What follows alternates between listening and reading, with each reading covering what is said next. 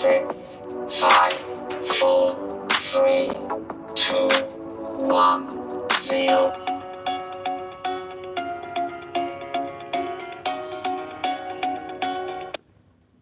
Greetings everyone, this is me again, Zahra Jawad, ex-Muslim, ex-Shia.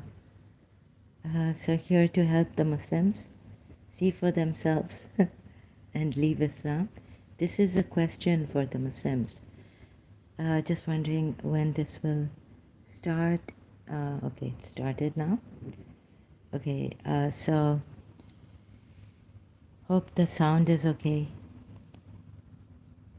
How is the question?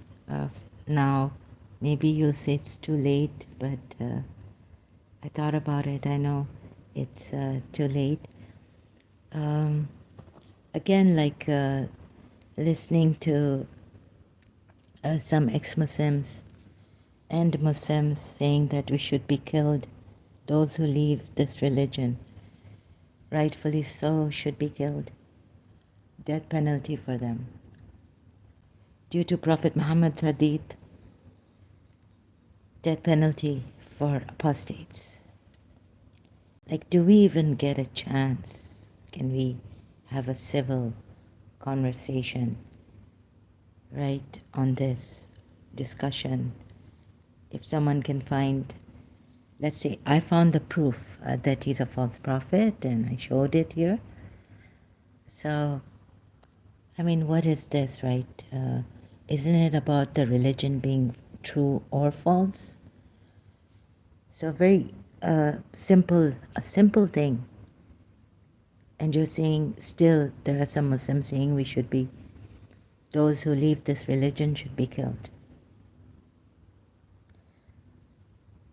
Exactly like your prophet did to these hypocrites, so-called Bedouins.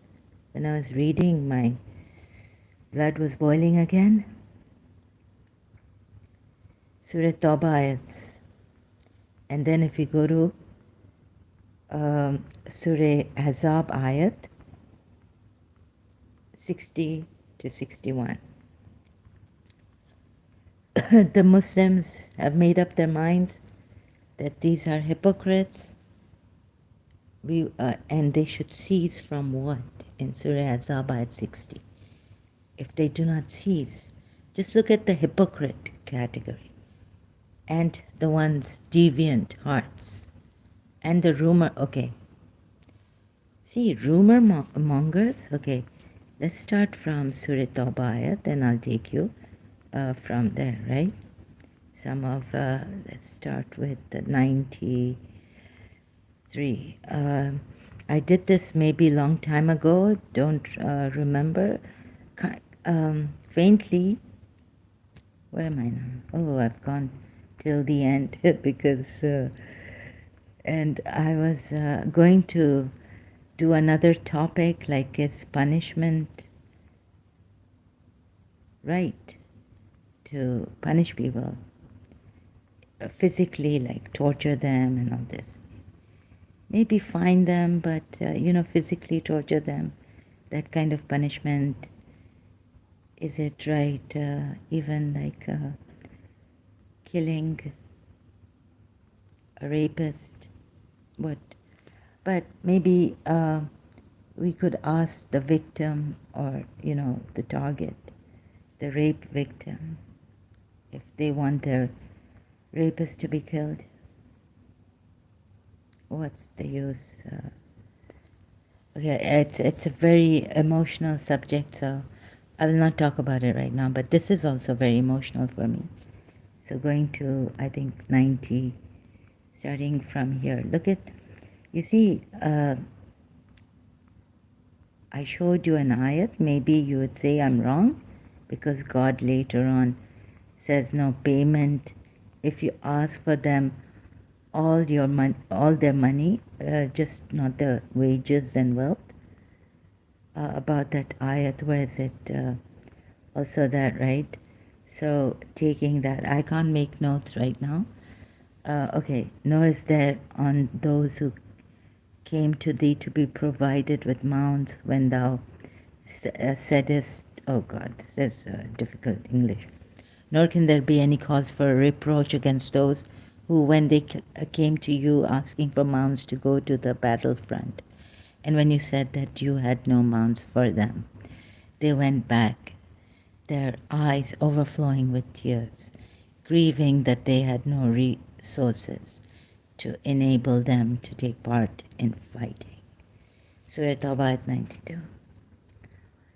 And then 93 says, so there's a battle, and these people, they can't afford, they're very, very poor.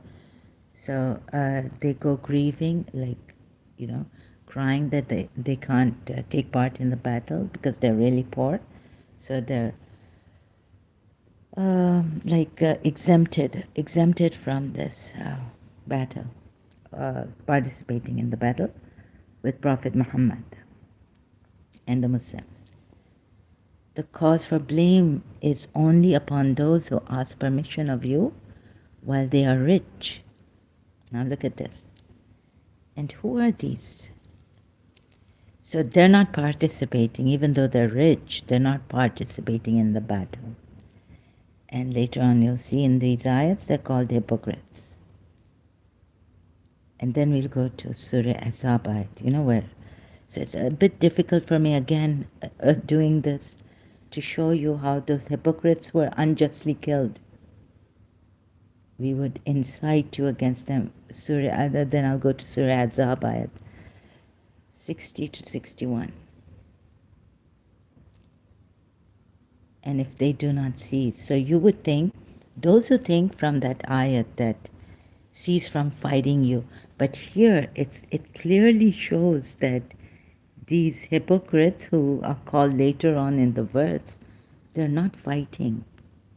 They're just saying the cause is only upon those who ask permission. They just ask permission of you while they are rich to be exempted from, fighting in the battlefield, helping the Prophet and the believing Muslims.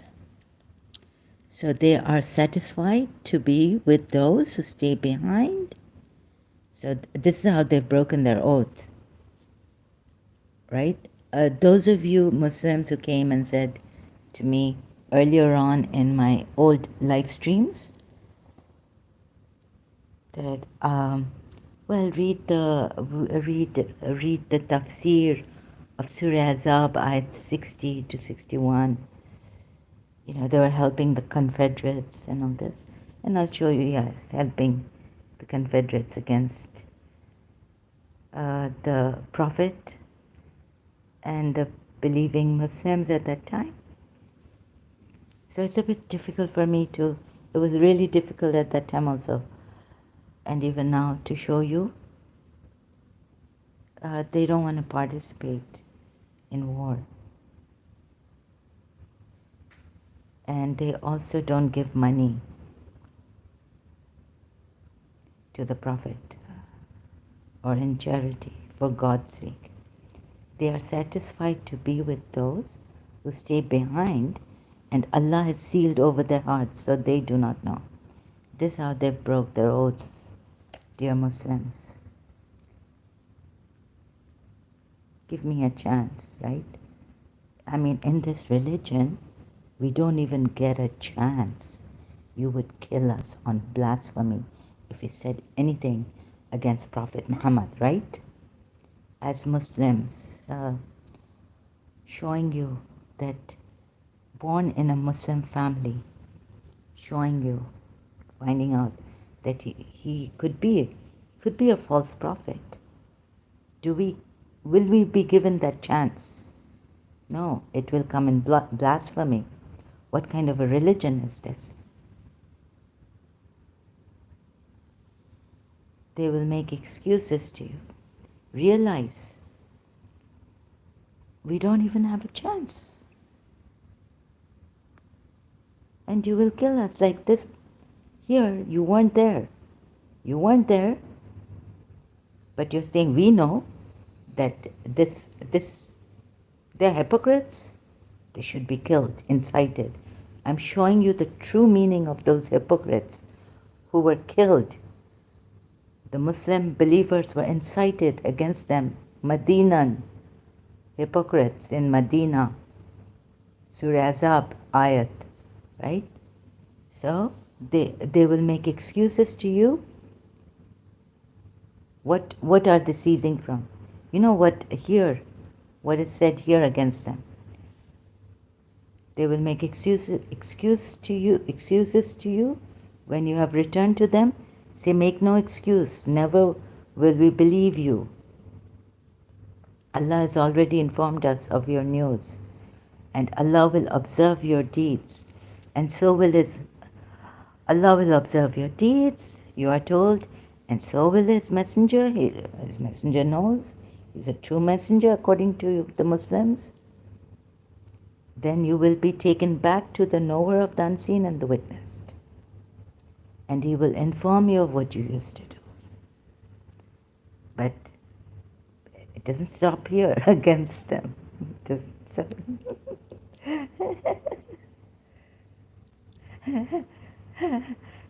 They will swear by Allah. No, again, they're swearing by Allah, these hypocrites, right? So you say, oh, what liars, they're swearing by Allah. Yeah, these are hypocrites. They will swear by Allah to you when you return to them that you would leave them alone. You leave them alone. Huh. So leave them alone, okay? Leave them alone. Indeed, they are evil, and their refuge is hell. As recompense for what they had been earning. Yeah, you would put us ex-Muslims in this category, wouldn't you? Or maybe a lesser category, but we get the same. What do we get when we leave this religion? Or even try to prove to you in the beginning, even have doubts against this prophet. Would you give a Muslim a chance, Muslims, if he comes to you and says, look, I see that this prophet is a false prophet. Would you give him a chance to prove to you? Or would you kill him on blasphemy? Or give him to the Sharia court, give him in. They swear to you, okay, that you might be satisfied with them, but if you should be satisfied with them, indeed, Allah is not satisfied with the defiantly disobedient people. Did they cause mischief in the land? What kind of hypocrites?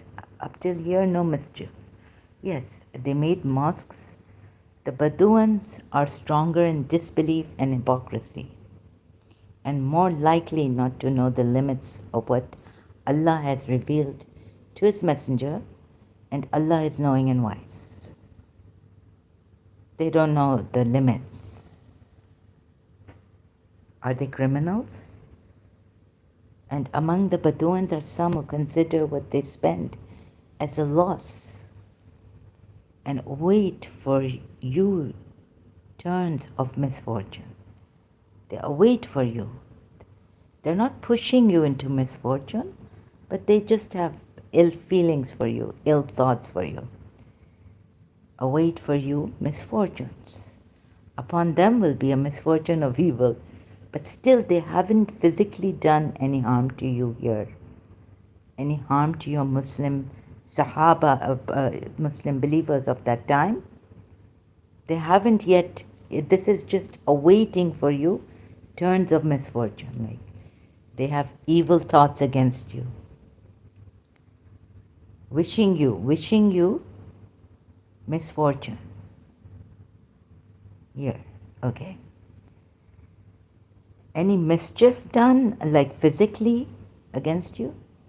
But among the Bedouins are some who believe in Allah and the last day. This, remember, I did Surah 9, Ayat 99. And consider what they spend as means of nearness to Allah. The contradiction between this ayat and the other ayat. If you believe in Allah and fear Him, Allah will not ask you of your wages.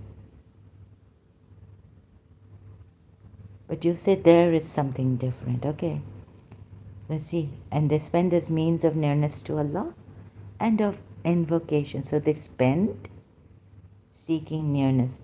You see, I think he was very greedy for money also. He wants money out of them. Or he just wants them to give away, like, it, not in charity. Like, you would think, oh, he wants the poor people to get, like, the money to circulate and go to the poor people. Why aren't they giving this money? They're keeping it with them, like a tight fist. And of obtaining invocations of the messenger. Unquestionably, it is a means of nearness for them. Allah will admit them to His mercy. Indeed, Allah is forgiving and merciful. Then, and the first foreigners among the muhajirin and those who follow them with good conduct. Now, okay, this is for the good people, good Muslims. Sorry, not people.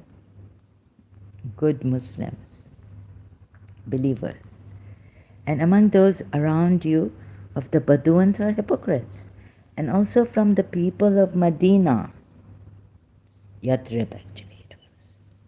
And they have persisted in hypocrisy. Have they harmed you? Oh, wait, yeah. Physically, no. But yeah, this hypocrisy is terrible.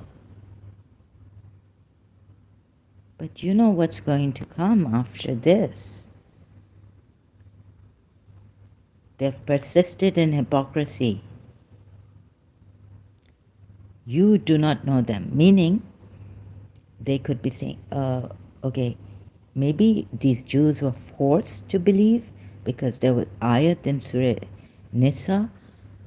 It confirms what is in your books before Allah threatens to obliterate their faces, which again is an ayat against that ayat. There's no compulsion in religion. Allah says, let there be no compulsion in religion, and then Allah says, before we obliterate your faces. Believe in this. Okay. You see the contradiction. And then you, O Muhammad, do not know them. Or you, O believers, do not know them, whether Shia way or whichever way. How can Muhammad not know them? Muhammad knew these hypocrites so well that he told Ali each one's name, even by name. Do not know them, but we know them. We will punish them twice for being hypocrites. Look at how these you'll be seeing. Now what? These hypocrites don't give money, wish you ill, misfortune, and what else? Don't participate in the battle. Didn't go with Prophet Muhammad, didn't go with the believing men at that time. That's it. Huh? Do not know them? Okay, then they will be returned to we will punish them twice. In this world also. Oh. Then they will be returned to a great punishment. Okay, Allah is saying we will punish. Allah is saying He will punish them twice. Oh, you're saying no, the Muslims are not going to punish them. No, it's not you who killed, it's Allah who killed. That ayat. Now they broke oaths. Now listen, they didn't fight with you. They're not fighting. And there are others who have acknowledged their sins. So some of the hypocrites or others, believers who have acknowledged their sins, they had mixed a righteous deed with another that was bad. Perhaps Allah will turn to them in forgiveness and take your money out. Surah now? Surah, I can't wait to come to this side. Surah 9, Ayat 103. Again, take, O Muhammad, from their wealth a charity by which you purify them and cause them increase, and invoke upon them. Indeed, you invoke. So, just because they didn't give money, right? He's so angry at them. He uses Allah here. Like, I saw it. I hope you also see it. Please see it. This is not good for you Muslims. Even the punishments you are giving, what? You just kill them or torture them physically. What good?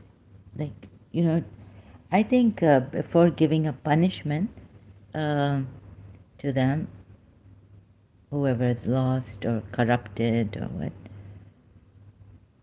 no, we just turn away from them, or I think they need awakening. They need to realize God in themselves. That's what is missing here. You don't realize God without no, you don't at all realize God. You realize His attributes or what, but you don't realize God. Do they not know that it is Allah who accepts repentance? Okay, this is good. No problem with this ayat. And say, do as you will, for Allah sees your deeds and His messenger and the believers are witnessing. Which believers are these? And you will be returned to the knower of the unseen and the witness, and he will okay. I mean, look at this.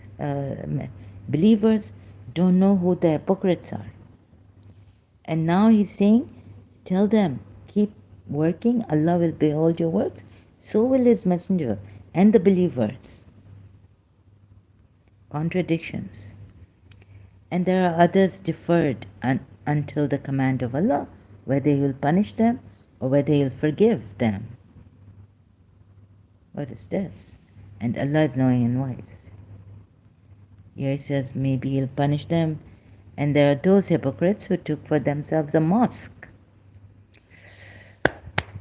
They were not fighting you still. Still this, look at this. Is it worth it really? Now these hypocrites, why did they take for themselves a mosque? Perhaps like Bilal, they want, saying the adhan. They wanted to announce that, please, this is a false prophet. He's come in our city, a Baduan Jewish city, Yathrib. And, he's forcing us to believe. And he won't leave us alone. But there it says, okay, leave them alone. But God knows. They were saying, leave us alone. And there in the ayat says, okay, the ayat previously I just read out. Leave them alone, but God knows. Leave them alone? Okay, there it says, leave them alone. Division among the believers. Okay, these are not fighting you in a battlefield. Now these hypocrites, what they're doing as we are doing on the loudspeaker, like we're taking on social media ex-Muslims and saying he's a false prophet, this is a terrible religion, this is a false religion, don't go for this religion, see and leave this religion, there are certain punishments, it's not good, you won't realize God like this, there are contradictions in the Quran. Actually he was the hypocrite, actually he raped Safiya bint Huway. He took their chief's daughters and raped them. Please see, this is not a good religion. Punishment there. And then for those Sahabas who were deceiving themselves, no punishment for them because they repented. They went to Prophet Muhammad, they confessed, he must have prayed for, I don't know what he did, but the Quran ayat says that they changed the law. Allah changed the law during fasting nights. Go into your women now. So somewhere you're not punishing them because they've confessed. They were deceiving themselves. So why punish? Okay, you would punish these hypocrites because they're not confessing to Prophet Muhammad their sin.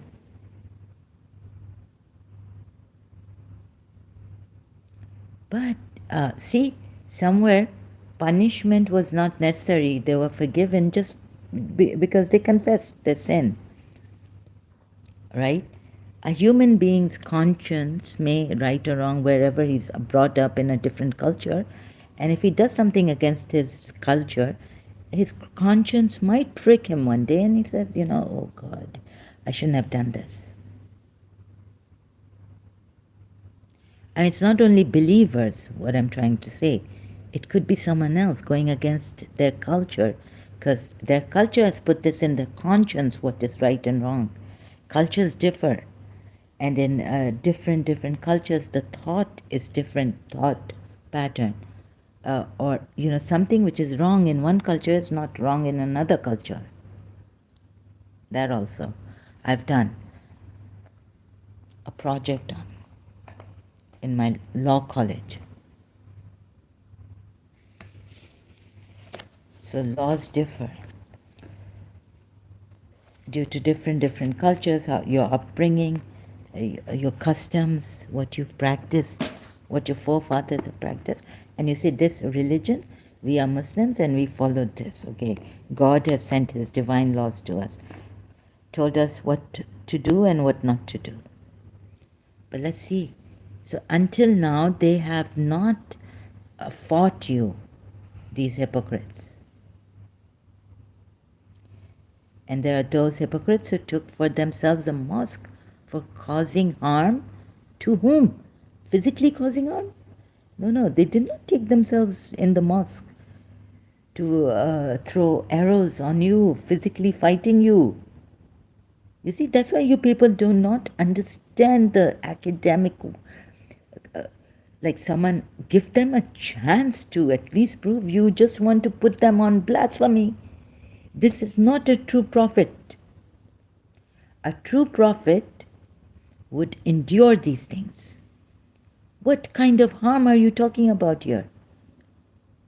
And disbelief and division among the believers.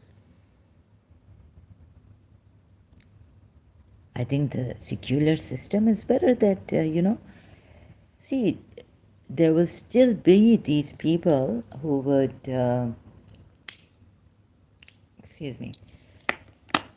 would be corrupted even in our religion.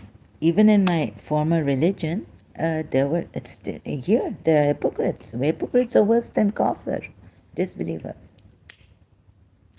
Disbelievers at least run away, leave us, and even these hypocrites were saying, leave us, some of the Bedouin hypocrites were saying, leave us alone, the Medina. Now this is, Medina is also mentioned here, okay, somewhere previously I read out. Or is it coming? Sorry, forgot. But look at, so these hypocrites, what are they doing? They are saying they're harming your religion. They're harming this religion which to you is true. For you. For them it's not true. But this Quran says that they are they have a heart, because of they have a disease in their heart. That's why this is the true religion. And if I can prove it, would you even give me a chance to prove to you? So you're killing me like, is this fair? Is this just? I'll show you how unjust this religion is and has been from day one. When he went to Medina, Yathrib, no, I call it Yathrib, not Medina.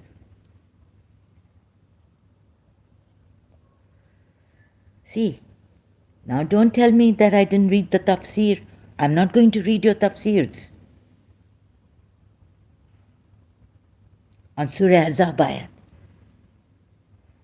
they haven't physically harmed you. Why can't some people say this is a false religion? No. Look at the way he's put it. Causing harm and disbelief and division among the believers.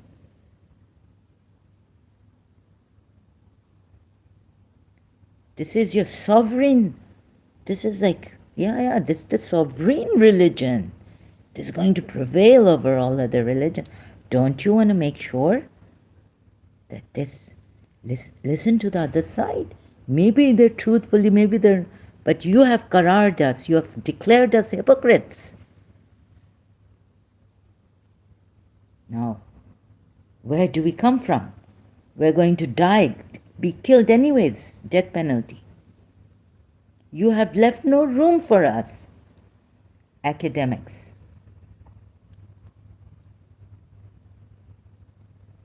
Or those who can see that this religion is false. You say, no, Shaitan has gotten into them, Satan has gotten into them, they are hypocrites, there's some disease in their heart. And then what do? Blasphemy, kill them. Or for non-Muslims, if they criticize this religion, death penalty or convert to Islam. Right?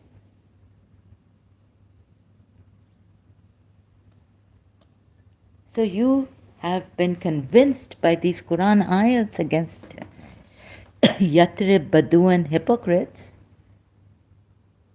that they're harming your religion, they're harming this religion, true religion.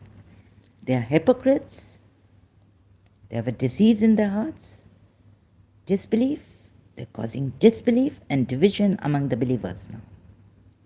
And as a station for whoever had warred against and taking protecting those who have warred against Allah and His Messenger before. Oh, so on top, you know what these hypocrites have done?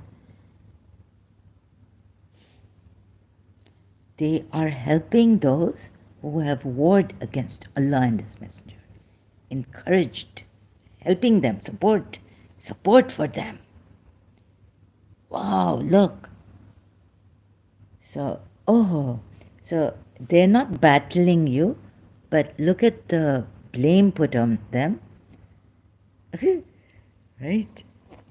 Oh, so if we do this against this messenger, even now, the ex-Muslims, what we are doing, and what the Christians, apologists are doing, right? We have actually encouraged disbelief, division among the believers. Moreover, helping those, supporting those, whoever had warred against Allah and His Messenger, maybe even the Crusaders. Recent times, from the Judeo-Christian Crusaders. We are encouraging this. You will be so angry,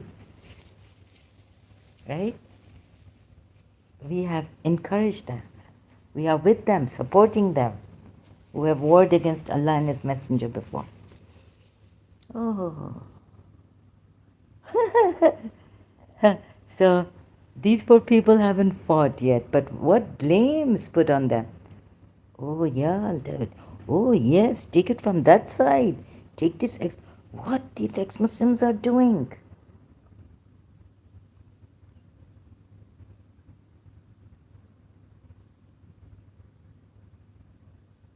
Whoever had warred against as a station, as an outpost of those who fought God and His Messenger. They swear, moreover, like I won't swear, but I tell you that, this religion is not good for you. I would recommend something like Jiddu Krishnamurti, Buddha, or Muji, pure awareness, realize, or if you can realize you are divine, although I haven't, but I see the pure awareness, I have realized that, but not fully. I'm not completely in my divine pure awareness. I come out of it, my mind takes me out of it. Okay? So as an outpost for those who fought God and more, and as an ambush for one who had earlier made war. Now think about it. Isn't this like extreme? What if he is? There's no what if here. There's no what if. What if these were, they realized he wasn't a. What about them? Has the Quran spoken about them?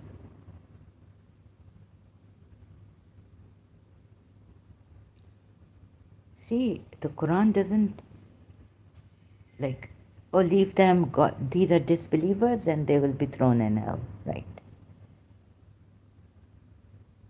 But unfortunately, I was born a Muslim, so as they say, in a Muslim family, and not a Muslim. I was born as a human being. So, cause division among believers.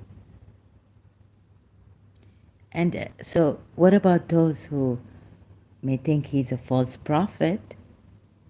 Could there be an if or a doubt?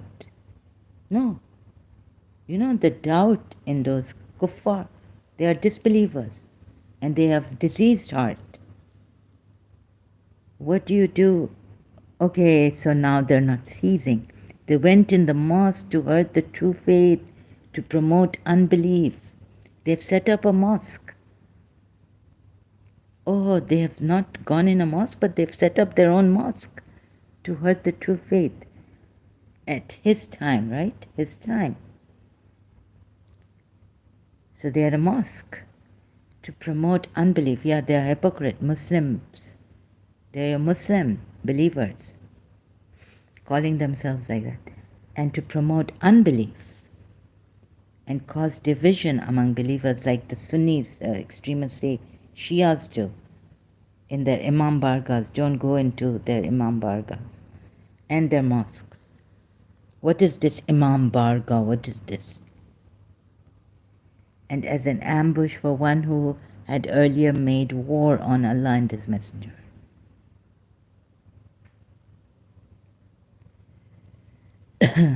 Ambush. They will surely swear we intended nothing but good, whereas Allah bears witness that they are liars.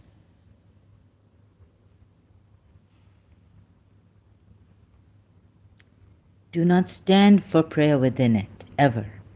A mosque founded on righteousness from the first day is more worthy for you to stand in. Within it are men who love to purify themselves, and Allah loves those who purify themselves. Then, how else do you purify? Give money to him. Surah Tawbah at 103. Then is one who laid the foundation of his building on righteousness from Allah. And okay, this so it collapsed. And for the disbelievers, and they're going to hell, fire of hell. So it collapsed with them into the fire of hell. And Allah does not guide the wrongdoing people. That's why some Sunnis would go extremists, Muslims, and try to blow up the Imam Barga. Collapse, fire of hell. The building which they built will not cease to be skepticism in their hearts until their hearts are cut. Cut. What? Okay. Well, if there are, okay, it's such strong punishments, and Allah is knowing and wise. Cut until their hearts are cut. Indeed, Allah has purchased from the believers their lives and their properties, for that they will have paradise. They fight in the cause of Allah, so they kill and are killed. It is a true promise upon. No, in the gospel, Jesus Christ doesn't say. Maybe he says, yeah, sell everything to buy a sword. But still, like, very. There's another one that says, don't pick up the sword.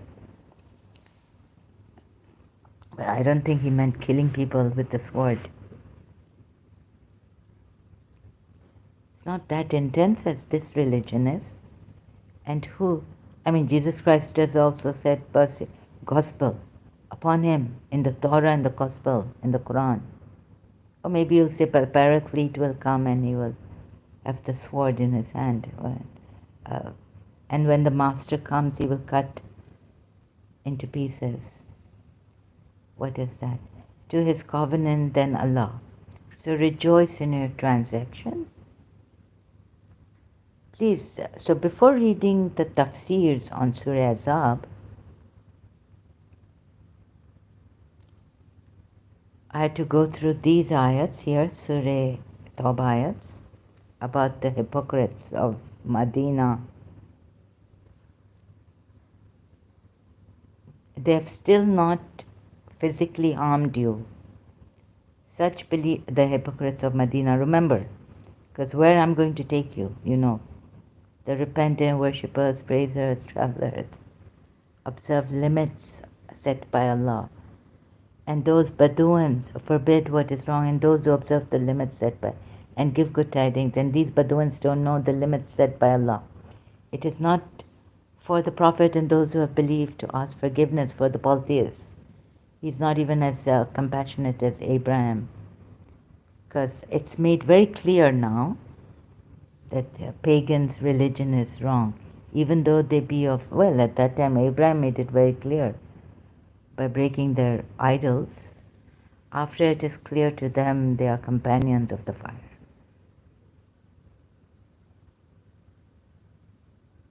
So even their religion is wrong, is false. A false religion would make them make them companions of the fire, right? Pagans, those maybe who are in Arabia outside of Makkah, who have not even fought Prophet Muhammad.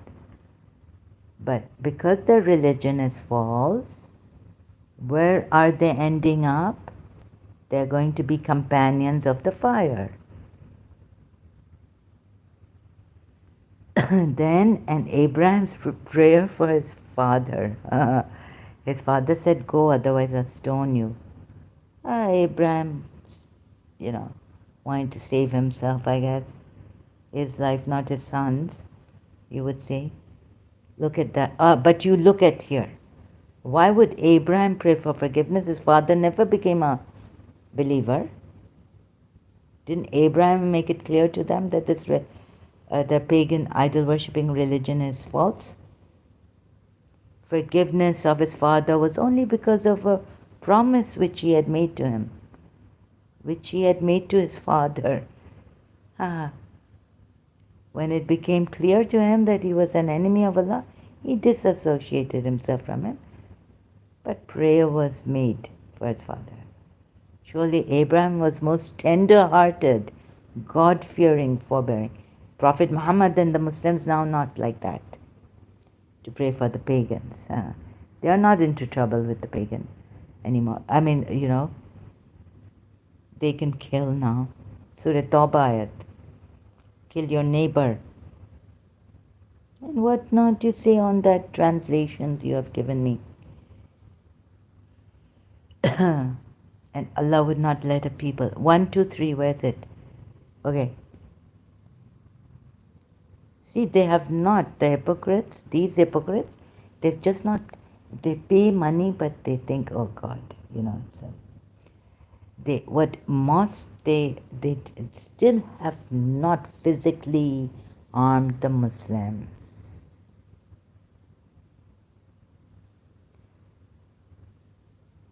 They may have they caused harm by disbelief, disuniting, or maybe causing some doubts in the believers. Why should there be any doubt?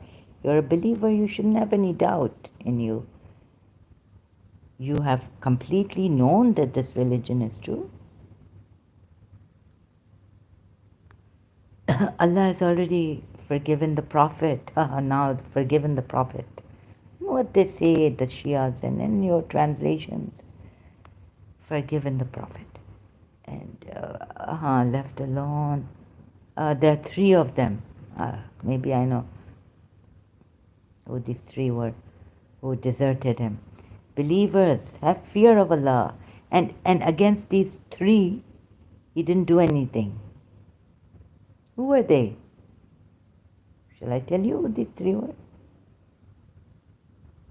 Why isn't he? Oh, he didn't do anything against these three. Maybe they had money like Abu Bakr or Umar. Believers, have fear of Allah and stand with those that are truthful. Then the people of Medina and their neighboring desert Arabs should not have held back from following God's messenger. Again, only held back. Nor should they have cared about themselves more than him. If ever they suffer any thirst, weariness, or hunger in God's cause, take any step that angers. They don't even take any step take any step that angers the disbelievers or cause any harm to an enemy. A good deed is recorded in their favor. Or take any steps. Here's so correction. They take. I was saying they don't take. They tread a place which enrages the unbelievers. Nor, let's say, sorry, not let's say, for whenever they suffer from thirst or weariness or hunger in the way of Allah, and whenever they tread a place which enrages the unbelievers, whenever anything of this comes to pass, a good deed is recorded. So I was saying, oh, they don't. No, but here it says they do take steps to enrage disbelievers. The people of Medina, right? It did not behove the people of Medina and the Bedouin Arabs, these are hypocrites, around them, that they should refrain from accompanying the Messenger of Allah and stay behind and prefer their own security to this. For whenever they suffer from thirst, I don't know what this ayat is really, the rest of it, so I'm not going to, I'm just correct myself. I thought they don't tread on or tread paths to raise the ire of the unbelievers. But a good deed is, but God knows. Nor do they spend an expenditure small or large across the valley, but it is registered. Yeah. So if they do good, it's registered, and it is not for the believers to go forth all at once. Some of you believers can be at home or somewhere in the mosque, battle is announced, but it's good that you're educating people in Islam. Oh, you have believed, fight against those adjacent to you. Of the disbelievers now, and let them find in you harshness.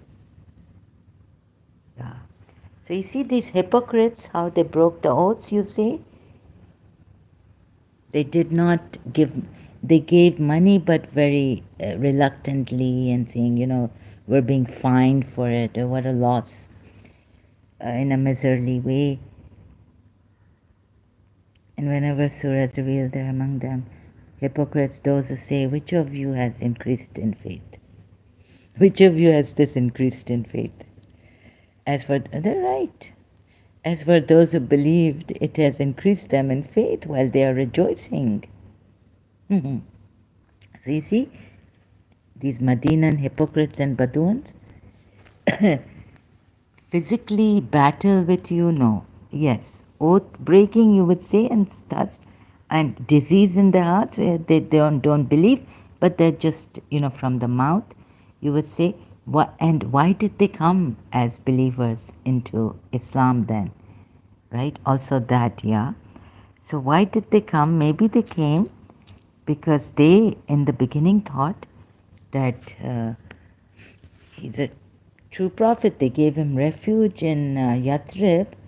Then they saw that they felt, then perhaps, or because of before. So, okay, they made a mistake before, and there is a compulsion.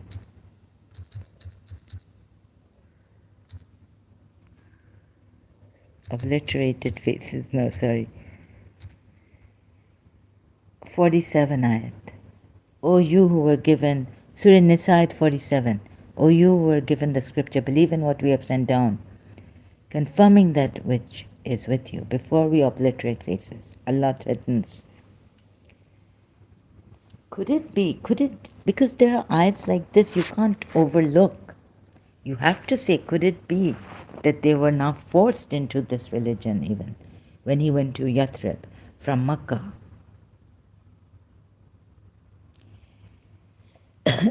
And once they realize, can you then do anything against him?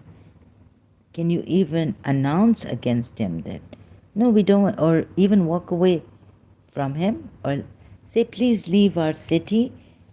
We can't. Okay, we gave you refuge.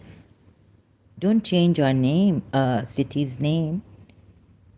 Just don't. Like, he became the leader of Yathrib. Also, that, remember the points. Remember. Now, can you blame them? Or if these Muslims now, if they leave religion, would they not be killed?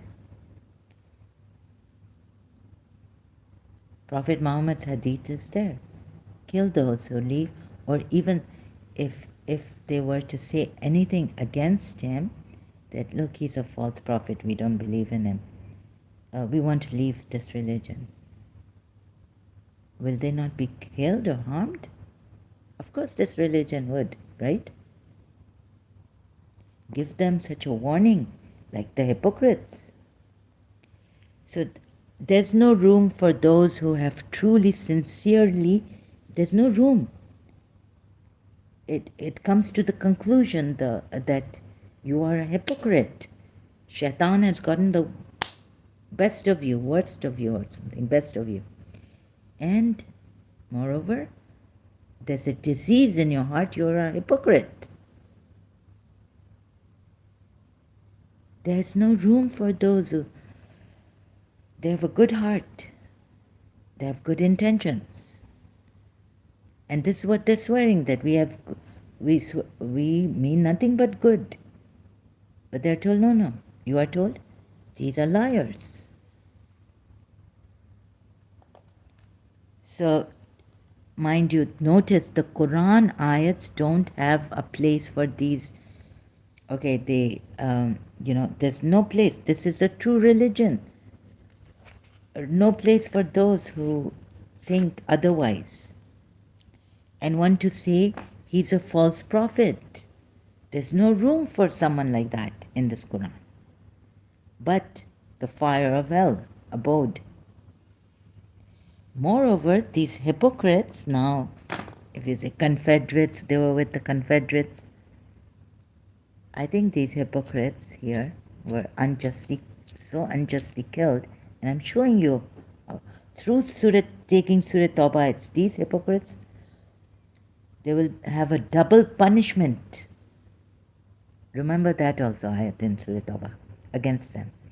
So we go to Surah Azab ayat, and we go to 60 and 61. And what do you find? What do you think they haven't ceased from? Fighting you? Some of these hypocrites were not even fighting. They didn't want to. Oh, you got it. How unjustly they were killed. They didn't harm you physically. They didn't participate in the war. Ooh. Now what? If the hypocrites and those in whose hearts is disease, if the hypocrites and those in whose hearts is disease, and those who spread rumors, now they've been blamed for spreading rumors. They could be saying, we don't believe in his in hell, that's a fact. He's in hell, that's a fact. Joseph Melach. Melach, did I pronounce that name properly? Yes or no? Your last name. look at how, yeah, Joseph, it's, I can understand, yeah, he should be in hell. If there is a hell, like the way he has used Allah to, but I don't think there is a hell like the way he's, your intestines will be in molten this thing, and he should be in hell, yeah. The hell that he created for these people to make them fear and come in this religion. Yeah, the hell he threatened these disbelievers and so-called hypocrites with, he should be in that hell. But I tell you, no, a great person will believe that the true Allah, the true God will have such a hell. Even for such a terrible person. I think you create your own hell. The hell you created for others, yes, but God never would threaten people to bring them to a religion of his with this kind of way.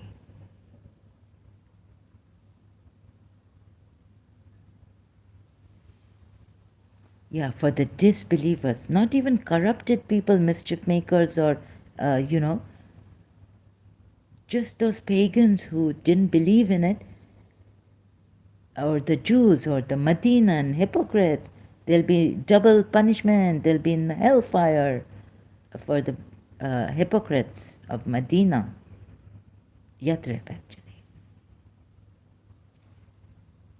So no, Joseph, the true God, the hell he's created and threatened people, disbelievers with, and so-called hypocrites, making them hypocrites. See what he has done here. Terrible, yeah? If the hypocrites, so these hypocrites cease from going in the mosque, they haven't harmed you. Maybe they didn't help him. Didn't help him in the battle, didn't go with him. They had the money.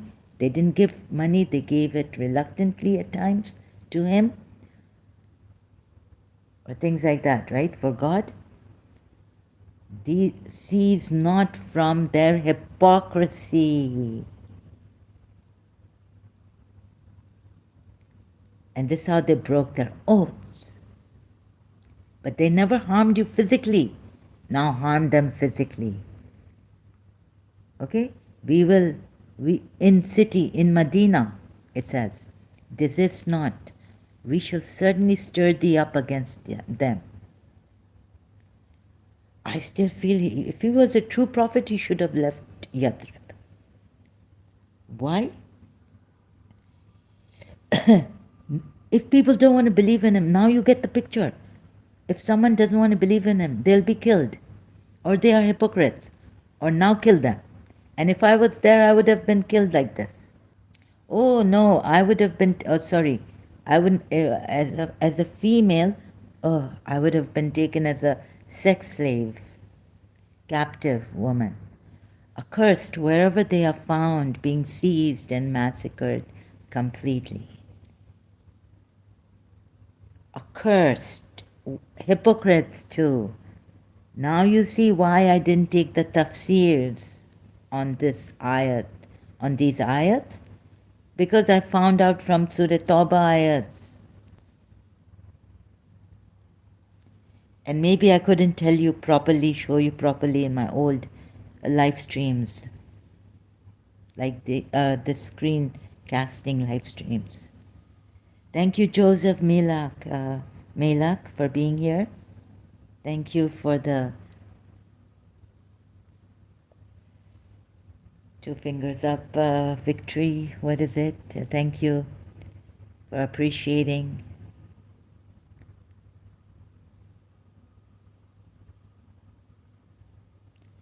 These were the hypocrites. Take Surah Tawbah that I read out, who haven't harmed you physically, who haven't harmed those Muslims. Now what do you do? Crazy man. Now he's using God to say, a curse wherever they're found. You know, wherever they're found, like go after them. We will incite you. Please see this. And do we ever get a chance to even say anything against him? Give us a chance to prove. No. We are immediately put in that category of diseased hearts. Kill them. They will, bring skepticism, doubt in believers. Are you that believers? Are you that? Give us, I'm calling you, give us proof. Are you that weak? Can you not academically have a civilized conversation with us?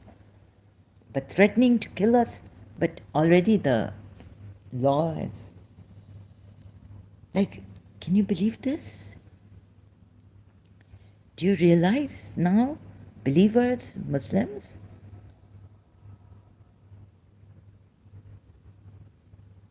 Are you still saying it is, it is what? It is good to kill the Muslims who leave Islam, apostates, who become apostates? See, there's no room in this religion for those who sincerely think that through seeping through these Quranites, maybe like I have found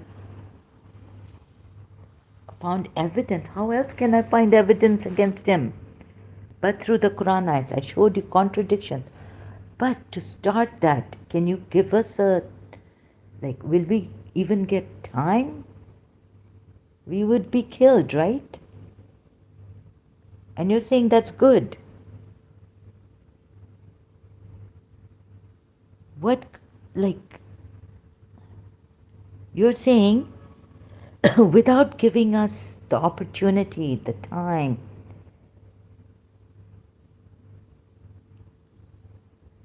you're going against your Allah when He says, okay, we're born in Islam, Muslim family, not born in Islam, born as human beings. But look at this, how fair is this? How just is this religion? Claiming to be the just religion, true religion. All religions, Abrahamic religions, deviated. This is the only true religion left. Following Abraham, the greatest father of monotheism. Your father, Muslims also. Do we get a chance? How uncivilized. Kill them. Death penalty. They're blaspheming against Prophet Muhammad. No, they have a diseased heart. Don't tell me, oh, they've broken their oath. So now don't tell me that these hypocrites were killed because they were fighting Prophet Muhammad and his believers at that time. Don't tell me, be honest, logically, academically, be honest. You're not being honest. Why? Such dishonesty in you? And you're saying we're upholding justice, the true religion that will save everyone from the hellfire. And in this life, there will not be any cause for mischief, evil, any indecency. No, for one indecency. No, wait a minute. This is against the command of Allah. This is not indecent, but sorry I keep saying that. Go into fasting nights. Massacred with the terrible massacring. Now, which Muslim has please come and tell me that I'm wrong here, I'm a liar. Is this your way? And of course, death penalty for me is awaiting me. And you're going to harass me and harass me until, or, take away my whatever place I live in. You're going to give me a hard time until I say, okay, this religion is true. I'm tired. I'm really tired. Squeeze the life out of me. Like, not give me food. I'm not worthy of food. I'm not worthy of, you know, your anything. Fasting, go into now. So you Muslims have sinned, your his Sahabas. It is made lawful for you to go in unto your women on the night of the fast. They are, remember what your right hands possess. They're not your wives, right? Temporary marriage, but also sex slaves don't have to be your wives. So women, it says, they are your raiment and this, and Allah is aware that you were deceiving yourselves. So why did you have to change no punishment. Now comes the topic, should there be punishment if you, let's say, regretted in your heart what you did? And there's honor killing. There's also in Muslims, what punishment? Oh yeah, the beating of the wives.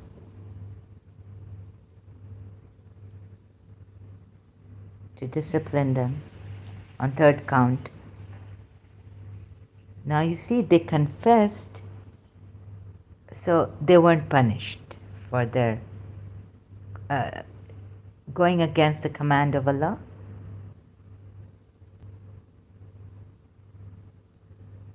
Rule changed. Some say, no, look at this.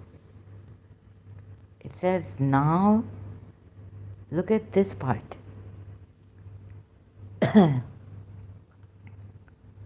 Let me see what your now footnote. Okay, now I can see. Prior to this revelation, marital relations, some of your religious scholars are saying this, so you're going against your religious scholars, okay, some of you Muslims, were unlawful, but it goes with what I got the ayat, how I got the ayat. Unlawful during nights preceding fasting. Marital relations were unlawful during nights preceding fasting. Some were unable to refrain and secretly disobeyed, but they did not deceive Allah. They were just deceiving themselves. So the law was changed. Okay, I can understand you forgave them, fined them, no punishment for them, physical. So he accepted your repentance and forgave you. So now, meaning before that it wasn't allowed. Again, it says, so now have relations with them and seek that which Allah has decreed for you. Before, what did Allah decree for you? Not going into your wives, women. Let me just check. Zawja? Azwaj? Sorry, I could be wrong.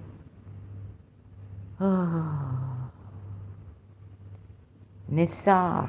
No, women. I'm right. It says wives here. Sorry, it's not wives. Oh, goodness.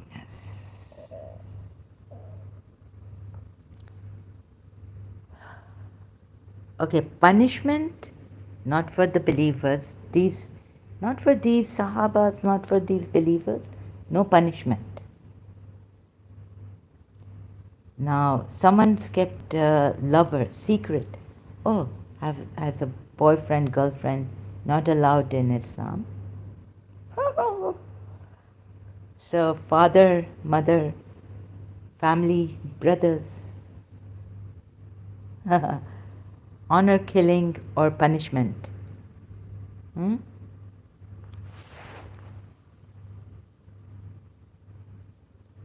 Yeah. Maybe someone who truly has fallen in love has a partner, life partner, like you have mutta, Shias have mutta. But thank God it's not like that. But you're not supposed to be away with from your wives. So if you find someone else, but punish your daughters, honor killing, and moreover, Quran ayat says, no secret lovers, no boyfriend. Some translations were like this, boyfriend, girlfriend. But if you fear, do you think these punishments then would be like, since your Allah changed the law? Okay, they repented. But what if they were given time and the boyfriend and girlfriend said, like it happens in Western, they get married. They are serious about the relationship. They respect each other, live in, and then they get married. They commit. And if, okay, doesn't work out, but they start committing themselves. And it's up to, shouldn't it be up to you? Like, what wrong are they doing by having secret? Like the way Allah has put it here, not having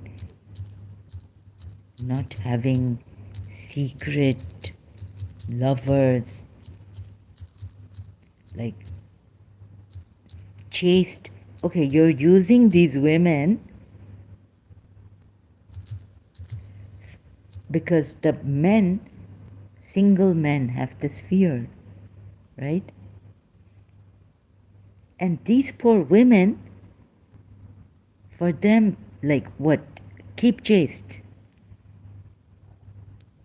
And okay, these men who are maybe poor because they can't afford these free believing women. So you get your Allah from those whom your right hands possess for, fear, sex. Not because making a house, having children, but because out of fear's affliction. It's for him among you who fears affliction. You know what this means? Fears fornication outside of wedlock. Oh, this fornication is going to spread and all this. Terrible. It'll be like terrible for society. Allah's wrath had, not avoid. Oh.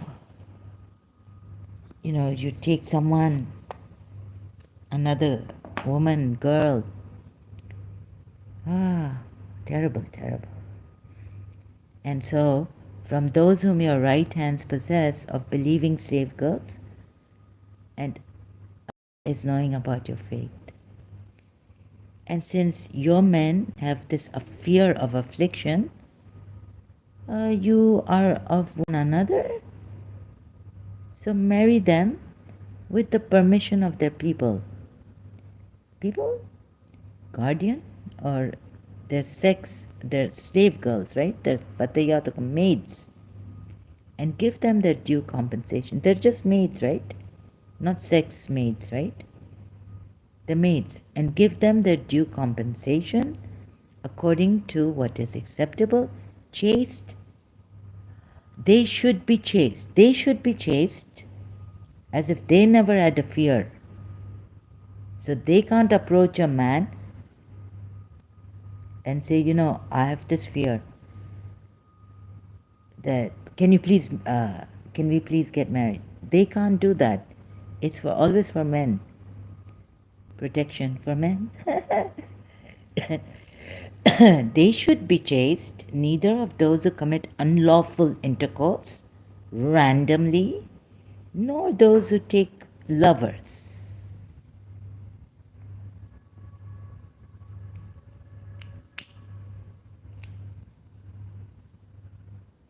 So, lock the hearts. These poor girls, they can't love anyone, right?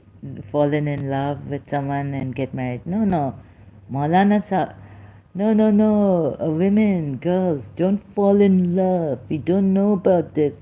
Okay, Maulana Saab, हमें प्यार हो गया. We fell in love. हमें मोहब्बत हो गई. We fell in मोहब्बत हो गई. We started to love someone, a male.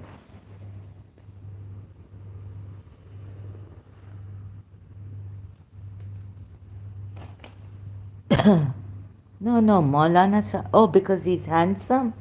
No, no, wait a minute. Your Prophet Muhammad, Surah Azab ayat 52. Now Allah tells him, even if you find these women, girls, beautiful, don't marry them. Stop.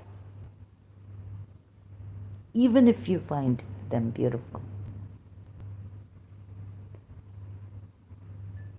Yeah, your Prophet can get married to women or girls he finds beautiful.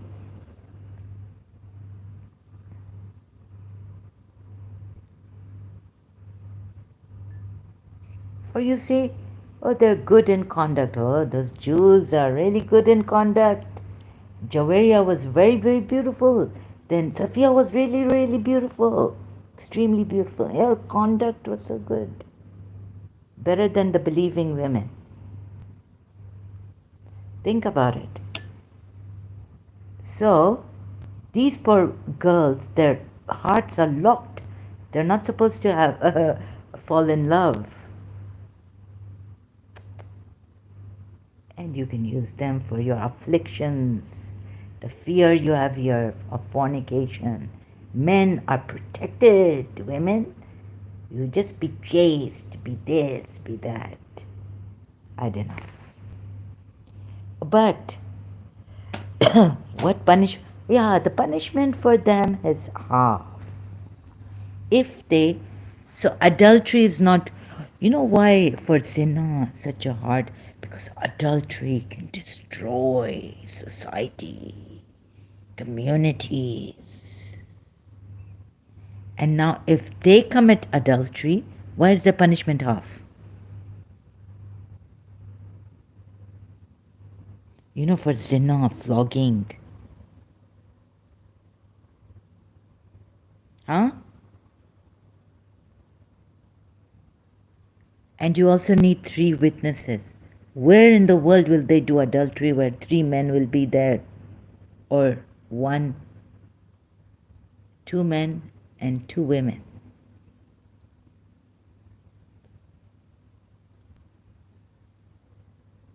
What a stupid God. What is this? This is not true God. And now recently I was reading Pakistan has on this Christian man, he's an ex-Muslim. So I haven't, I sometimes follow him, and because I'm not a ex-Muslim Christian convert, so I haven't subscribed to him. But recently, what has Pakistan done? They have banned his channel. YouTube has sent him. Oh, where is it? I just saw it on the home page. Now I hope I can find it. I wanted to share it, but I haven't subscribed to him, and I don't know if on YouTube. So his channel is banned by Pakistan only. By Pakistan. Ex-Muslim, only Pakistan. Dear, Mr. So-and-so, you're this, due to this, Allah, is he God? Is he the true God or something? Pakistan has banned, government of Pakistan And I shared these live streams on Facebook pages I've made against Pakistan. Appeal to the president of Pakistan and this and that. God knows when they'll ban me.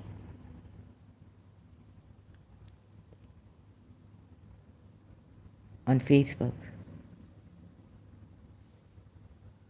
So half punishment, look, so why here half punishment for them? And adultery, and on adultery, huh?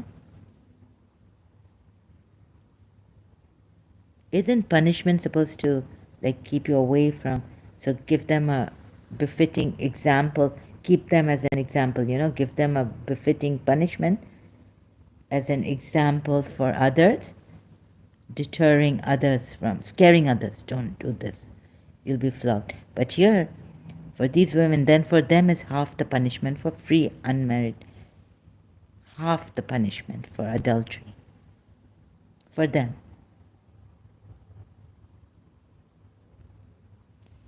So when is zina punishment, what, that flogging, half the punishment.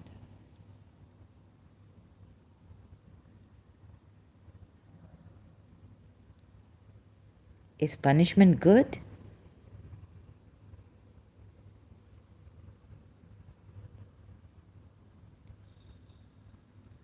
Do you think by killing disbelievers or apostates you're going to, what, get a heaven for yourselves? It's because these disbelievers anyways, they're accursed. If we die, okay, if we die, but if we are killed, some Muslims say, then we're going to go to heaven. I can't believe that. I never heard that from Shias. Ulemas, I never heard that if God says before we obliterate faces, means, this is, but I can't, like, they'll go to heaven? No. Just you kill them, they'll go to heaven. Or Allah put their wrath. No, they'll go to hell. Allah's wrath on them, obliterating their faces, they'll go to hell. Thank you, power over evil. Thank you for the hearts. So I'm getting a lot of Christians, 2 Christians here. Welcome. You see now, half a punishment. So is punishment really good? Can you say for sure that punishments are good for deterring others when these maid fatayatukum or bond women get half a punishment for adultery? Huh?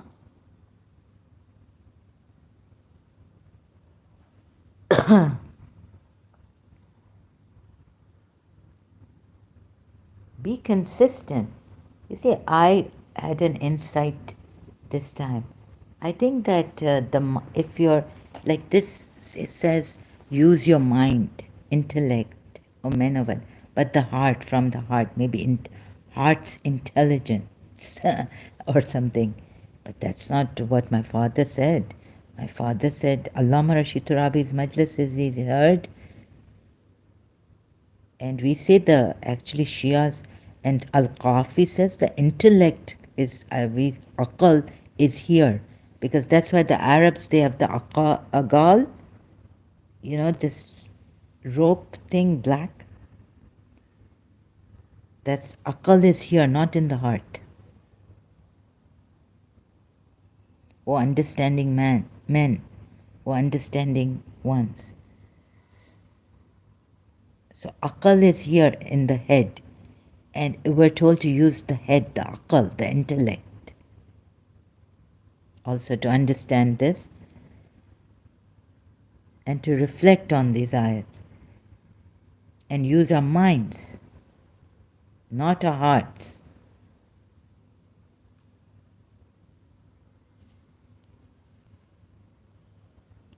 Put a rein on the mind, the aqal, the agal, the rope black. They put on the they put a scarf like white, and then they put this agal on the rope. It's called agal.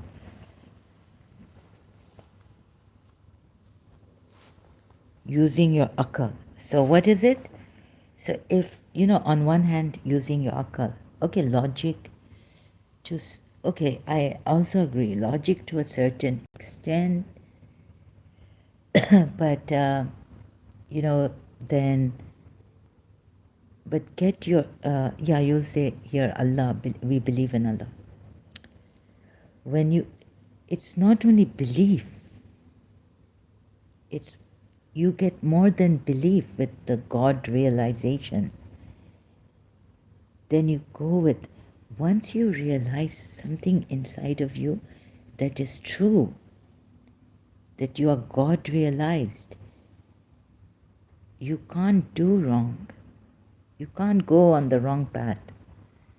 You can't do wrong. And you will not punish yourself. You will not chastise your mind. It happens non-violently.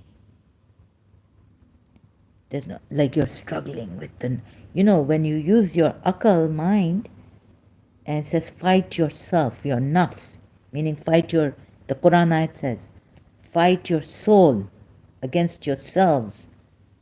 Your souls are prone to evil. Hazrat Yusuf has said, but if God didn't have mercy on me, even Hazrat Yusuf said that if God didn't have mercy on me, I would but because the soul is prone to evil, I would have gone for Zulekha, the king's wife, who was seducing him. So many contradictions. And then you're told to use the akal here, mind, intellect, logic, reason also.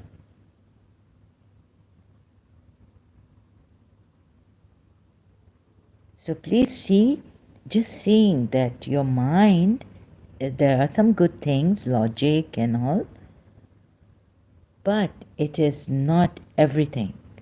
And sometimes the ego is good.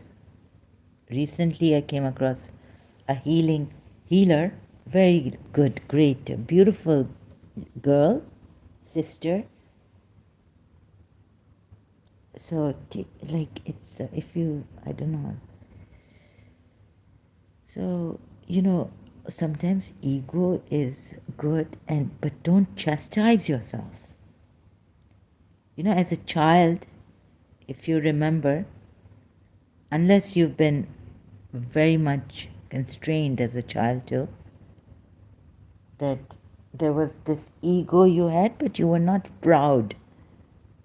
So whatever this lady, young lady, beautiful lady healer on YouTube said, take your power back. And like I felt like an imposter, like I was in my religion, just shyness also, very good. We praise shyness, Prophet Muhammad has said, part of my religion is haya. So we look at a girl and say, oh, she's shy. That's really good. And all this. All nonsense. Because you're caged. You find out this protection against these, predators and men or someone, predators, even females sometimes can push you into bad things. So this is a cage. You need to experience the fullness and learn for yourself and believe in yourself. Believing means really have that, like a child, innocence, and at the same time with that balance. Ego is balanced, and it is good to protect you. To feel angry at times when some wrong is done to you. But I think the best is this pure awareness, realizing if you want to believe in God, if you want to if no no if you want if your search is ongoing and you feel you need there is a God, or you're an agnostic, or you're a spiritual person, you've had some experiences which are beyond your power, then you can, this God realization, they say, like Moji Baba and all, when you reach these higher realms inside of you, it's more than belief, it's confirmation. And when you are that realized of pure awareness, that ultimate reality or whatever, like they say now, the ascended masters, what happens? Like Buddha would not punish you, even if you spat on his face. Like His Highness Khan would not punish you. Under him, if you're you can remain an Ismaili, follow his farmans, be a good person, no punishment. If you do something wrong, then you're out of Ismailism, and then you can be a Muslim. He won't kill you.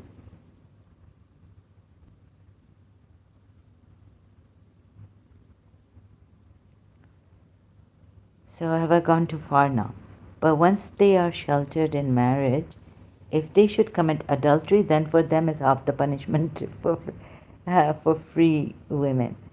Then for free women is from him among you who fears affliction, and to be patient is better. But if you can't be patient, you can use these poor girls. And if you can't even afford the free believing women, and for them, what would you go for?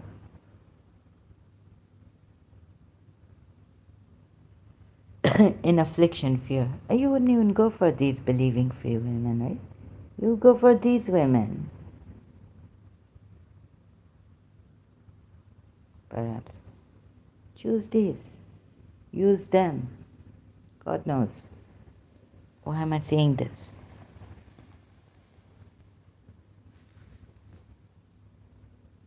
Cheap. Cheaper. Not much hassle. Free believing women. Prefer these, right? And God has not told them, if you have fear of adultery, adultery is when you're married, fornication. Look at these women. God has not told the women, told us about the women. These girls, if they have fear, then go marry a man. It's always a man protected, and go and marry these women. What right? And these poor, they can control themselves. God has given them more control. Is that true?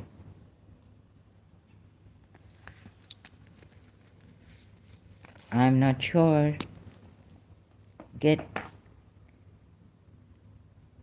Come in your, when you're in your teenage years, or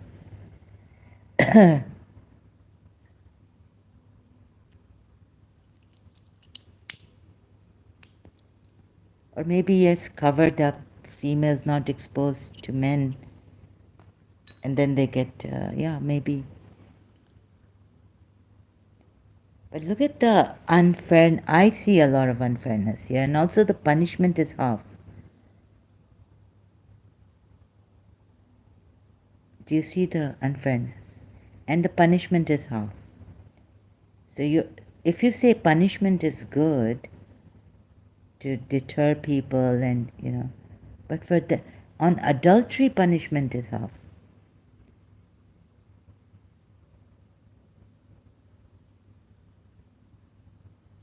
I don't think so. What I want to say, I'm not prepared for this. I wanted to talk about Do you think punishments are good?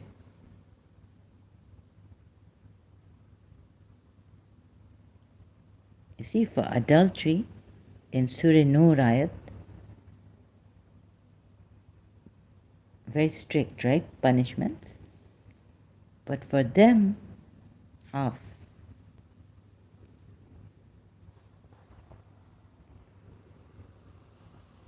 So, do you think punishments like for stealing, cut off hands is good? Do you think for but for here, let's talk about adultery punishment.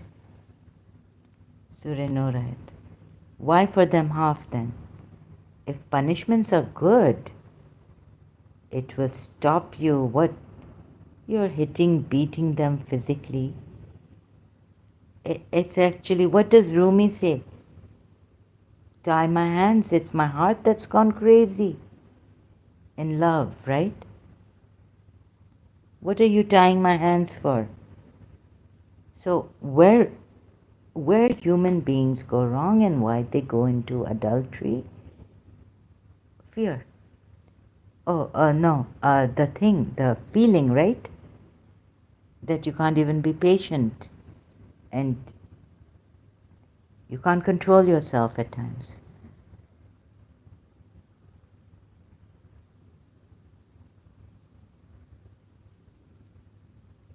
So instead of punishing your children, punishing in adultery, your wife, beating, disobedient, third count.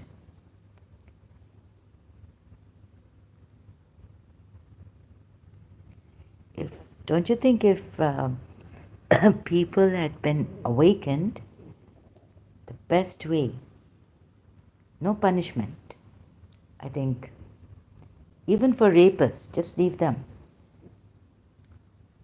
You know, some say, oh, she went out for power, they just want to rape, right? But for you who are raped, right? Or even group raped, yeah, or if killed, then maybe death penalty if you kill someone. But let's say these rapists don't kill you, right? What do you need to? You need to awaken yourselves.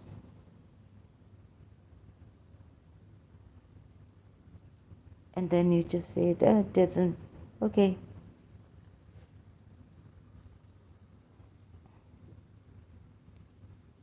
All psychological problems, this, that. You need to awaken yourself. One day when you awaken, you just, it doesn't matter anymore to you. Life can do many things to you. People, life meaning people. Life can also, death is there, a certainty. Diseases, yeah. But are punishments really healthy?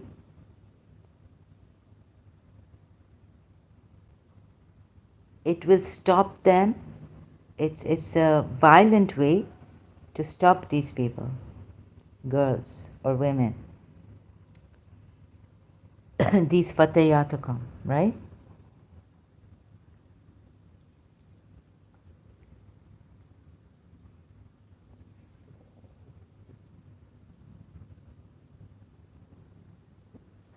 But like, when you, it's even if you are a criminal, the day you become awakened. I just had a recent awakening for a little while. And then it's gone. I was like, if I was raped, why punish that rapist? Already the damage is done. And what good will it do, physically harming? I can't maybe put it in words right now, maybe in another live stream. I was like, Okay, if he's doing it, it's not stopping and raping. You need to get out of there, or if you have to kill the person or do something, because the government is not doing anything, the police, many British girls were groomed and raped, assaulted, molested. The police didn't do anything. Maybe if the girl wants to kill her perpetrator, rapist, she can, but the British girls didn't do that. What's the use?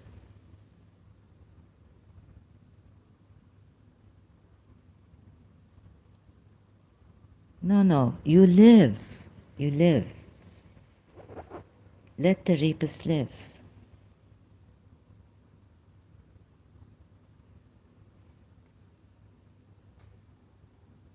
I once heard that a Pakistani actress was raped, but it's just a false rumor. She didn't take any action, but against. Not they were, she took some action, but then they were forgiven. The parents, the family came and said, or something. That's what I heard. Rumors like spread. She herself hasn't said that she was raped. So let's suppose if she was raped, and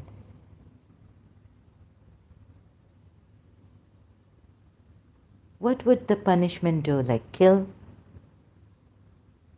I mean, these people, maybe we need to put them in a reformatory, not punish them. Maybe in a reformatory where, self-realized, where I've believed once in these gurus, we can have, like awakening and healers go there and help them. Can you realize your highest good? Can you realize that you were born for love, for this, for living? Your purpose is living the highest good for you, your highest love, your highest self. Put them in a like this guru ashram, or these healers. Talk to them. Jesus says, forgive those who persecute you. Let go. I just had this sudden, and it's gone now. But, I don't know, tomorrow I might get angry. Can't say, but it's gone. But I had this like, why punish these rapists or murderers? Or I think the worst crime is separating loved ones, killing, taking lives. So why should we take lives, even if they do the worst thing to us?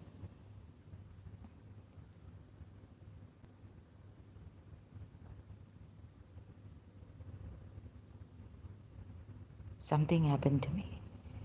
I've been very angry since I felt I have been offended. What do you call that? Oppressed by someone on the psychic level, attacked. I wanted revenge. I wanted that this person feel it. This black magic or whatever they've done on me, return to sender, return to the intender.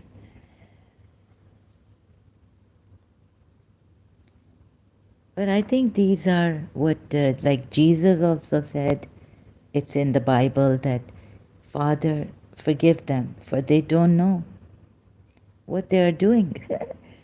They haven't realized. They're working from the mind. And the mind can be such a culprit. It can be such a corrupted, terrible, cunning. they haven't realized God. I don't know why.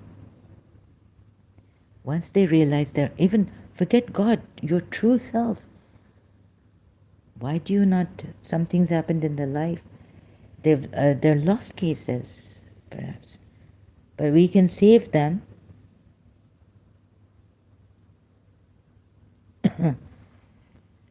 We can help them, support to find their true person. Why true self? Why kill them? Why punish them so harshly? Harsh punishments are not not good.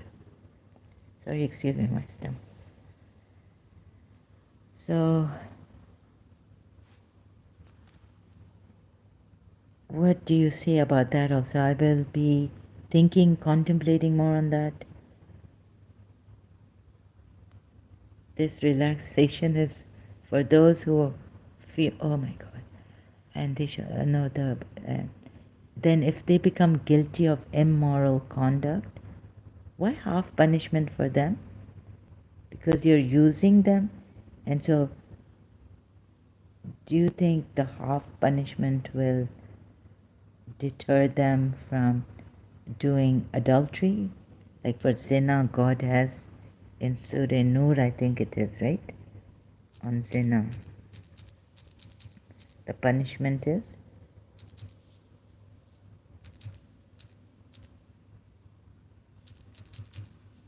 there only Surah Nur or there's another? I forget. Do not go near adultery. It is truly a shameful deed and an evil way. Surah Isra 32.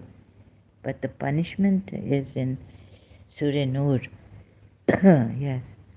Zina is defined under various laws. Means, okay, but what's the punishment? Flog each of them with 100 stripes.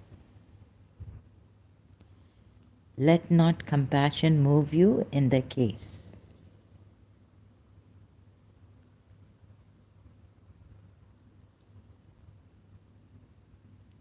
And then men, Prophet Muhammad had allowed, okay, whatever it is now, it's not allowed. Sunnis say, Shia say yes, it is allowed, mutta. So Prophet Muhammad had allowed this mutta, but, right? That's true. And then it was, they say, cancelled.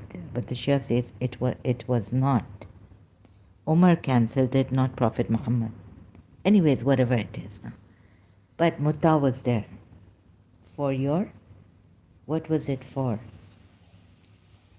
While your wives are there, so you can get married, men can get married 4 times, have have what the right hands possess, mutta, as many times as they like, and that's not adultery, and that will not wreck the family, the community, the children's lives. And mutta, especially mutta is for what? Pleasure.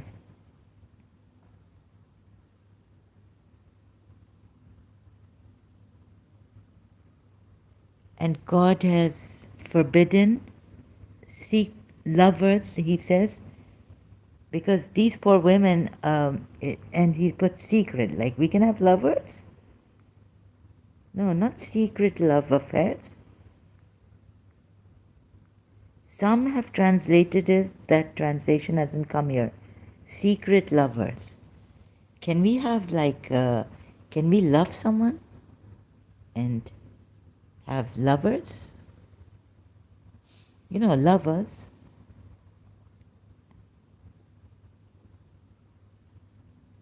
We don't have to go all the way. Then commit ourselves and maybe live in or something like this. When it's allowed, mutta is pleasure. But if I love someone, if you love someone, it's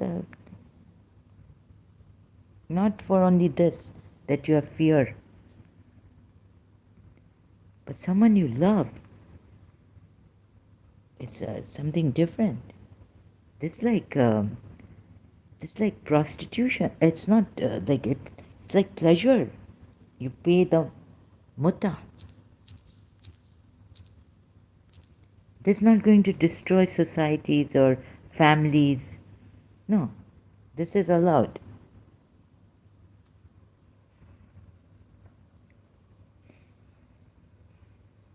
Private contract made in verbal, pleasure, fun sex.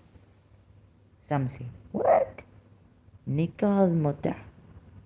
Literally fun sex. What is this? Where does this come from? Google Translate. And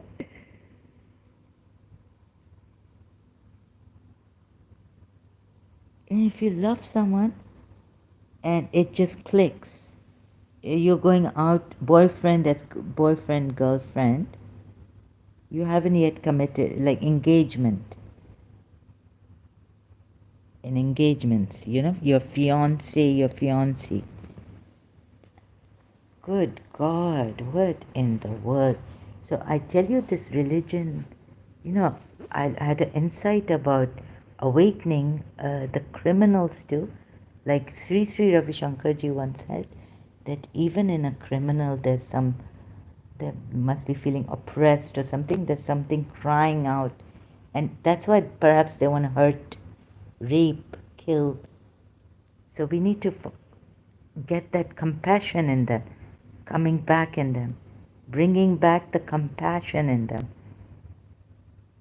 I think maybe they pity themselves a lot, you know, they start to, maybe they authentically, they are um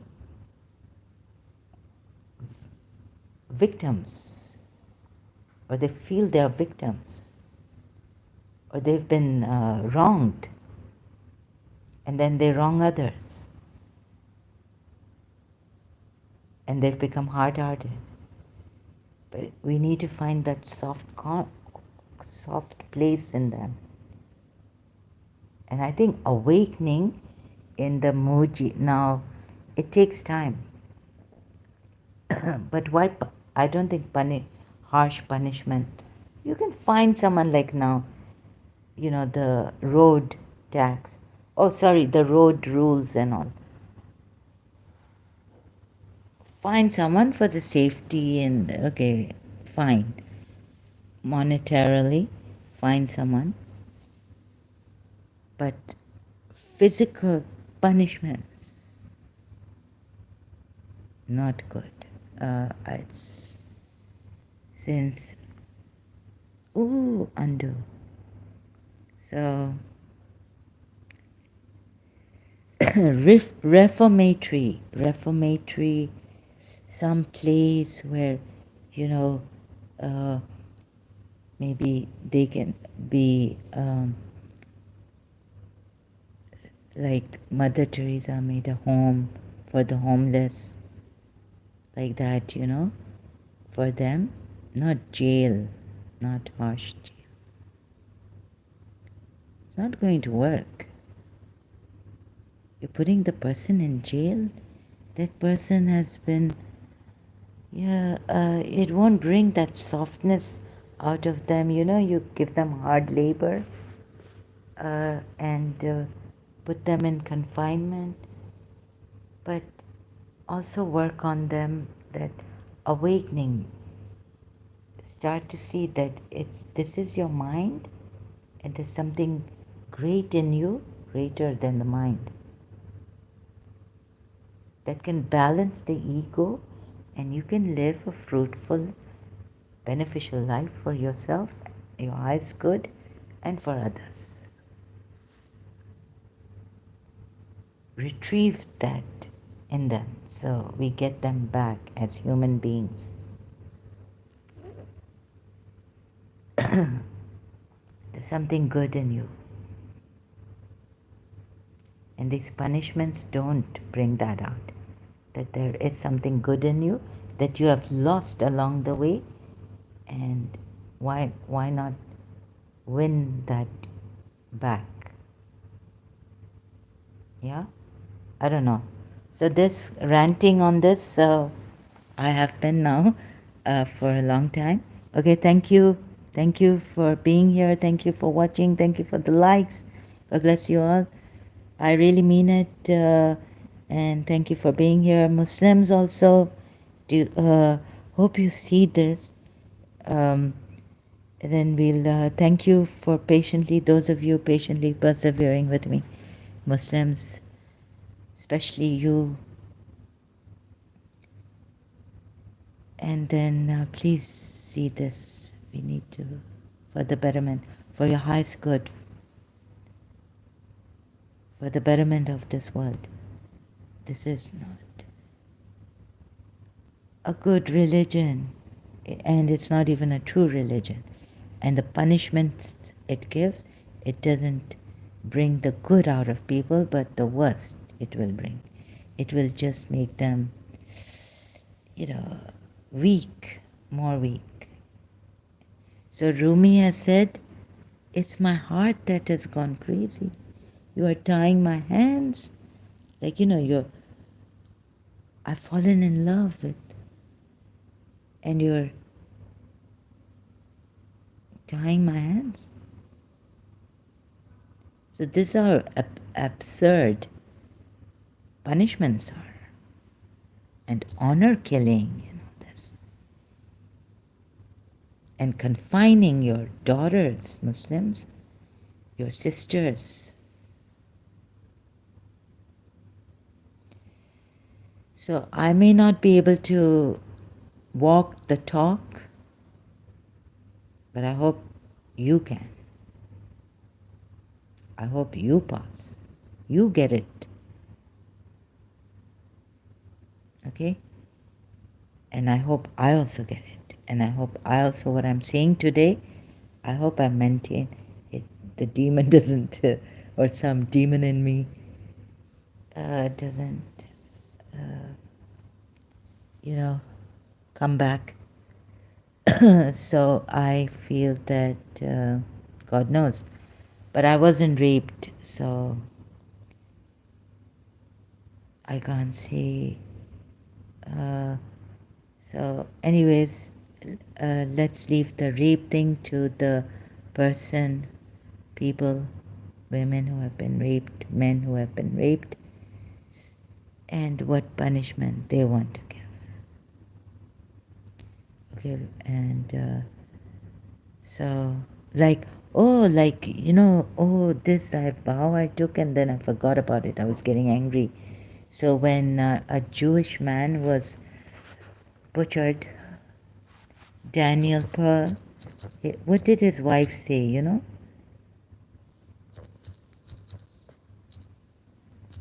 His wife.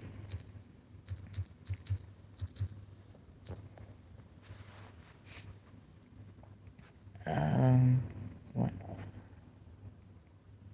His wife's interview on Daniel Pearl's murder.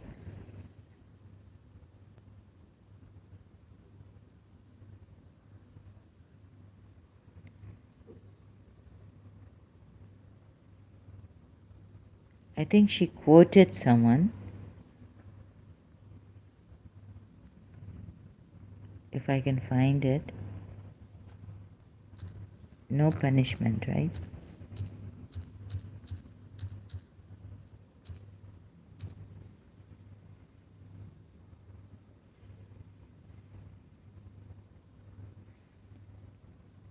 I mean, not hating.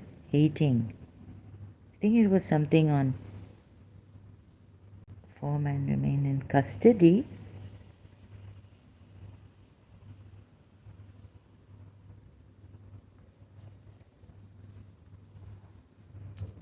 Can't find the quote. Sorry, I'm just looking.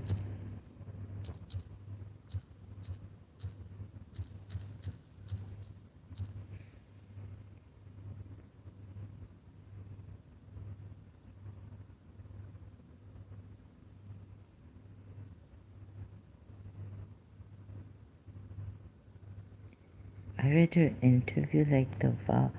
It's safer to.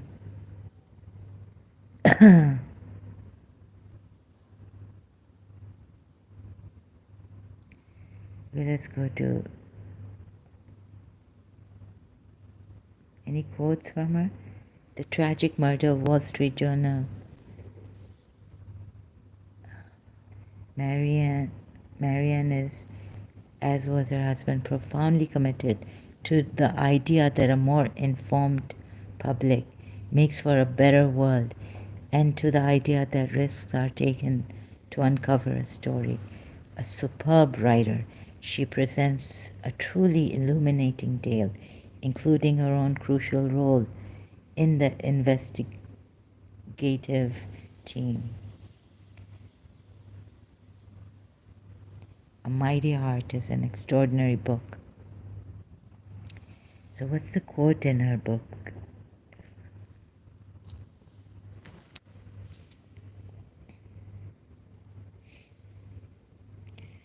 Trying to find that.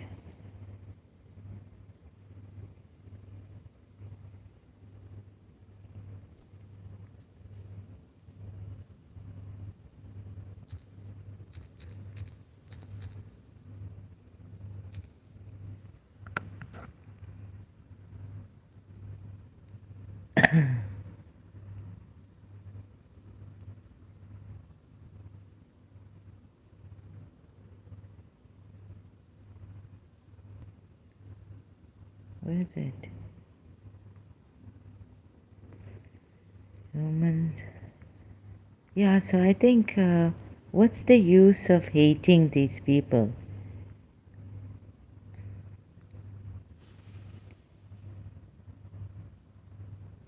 What's the use of punishing? Maybe we can hate.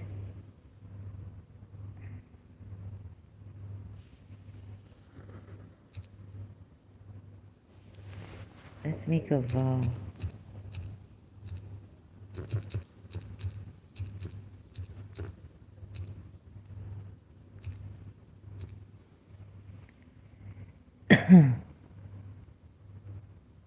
Sorry, excuse me for the cough. But I can't find it now.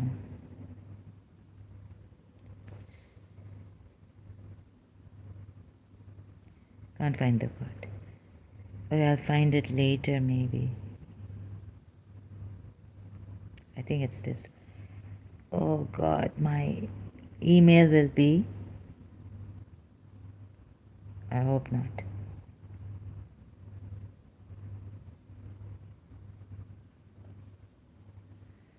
Compromised here.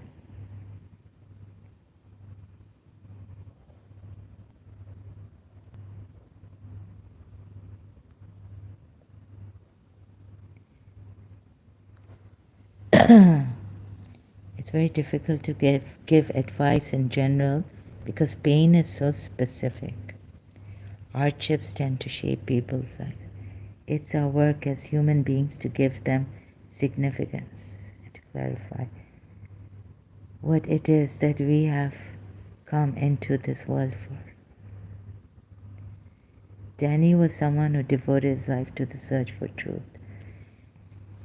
Did you and he share the same view about journalism? Not. So my faith is never stilled.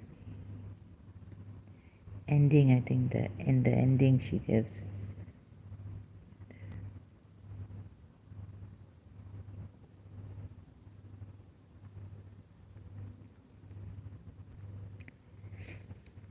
We all fall short, but is there a philosophy you try to live by? Do you remember the last words in my book? They're from Diane Ackerman. I swear I will not dishonor my soul with hatred, but offer myself humbly as a guardian of nature, as a healer of misery, as a messenger of wonder, as an architect of peace. Okay, I leave you with this. Thank you so much. Thank you so much.